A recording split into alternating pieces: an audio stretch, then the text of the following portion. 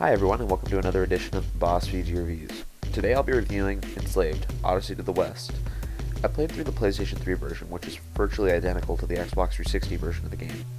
This game's an action-adventure title, with emphasis being more on the adventure side than the combat. As a matter of fact, the combat feels tacked on for the sole purpose of increasing the pacing of the game. The combat's a button-mashing variety with little to no emphasis on combos. There's an upgrade system, but the only things I really ended up upgrading were my health and shields, as the combat upgrades were fairly lackluster. I would have enjoyed maybe a few combos, whether they were in there or just purchasable. The only combos you really need to know is square, square, square, and triangle, triangle, as well as combining both of those to make your more powerful combo. One thing that this game does mostly right is its visuals. I wouldn't mind more post-apocalyptic games if they looked as beautiful as this. Far from being the usual muddy palette that's usually used in games like Fallout, you explore jungles that have overtaken ancient and modern-day cities. My only complaint with the visuals is that there's frequently frame rate issues, as well as times when the game will take a few seconds to render certain textures, which overall detracted from the amazing visuals. Speaking of bugs, I ran into a ton of them. Some were game-breaking, others were just annoying.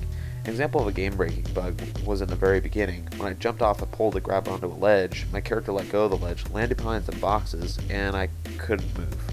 I was forced to restart from the last checkpoint, which happened to be in the beginning of the game. I also ran into another bug about 20 minutes later, when I was dodging a collision between the airship that you're on and a building, and my camera decided to lock at a certain spot and made it so my character couldn't move anywhere. There were also bugs with the sound, where it would completely cut out for a second or two. No sound effects, no music, just completely cut out. As far as voice acting is concerned, though, this game hits it out of the ballpark. All the voices fit with the characters, the voice actors clearly knew what they were doing. Another big beef I had with this game was that it was very short. I beat it in one sitting, which for me was about 7 hours.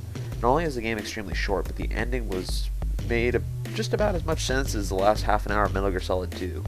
The story was pretty solid up until that point, but then it got ridiculous. To sum it all up, the game does right in the visual department and in the story, but fails in bug catching, length, and combat. All in all, I recommend if you're interested in this game, rent it. Other than that, this is a game that can be easily skipped and will probably be forgotten over the next few years. Thanks for joining me today. George, signing out.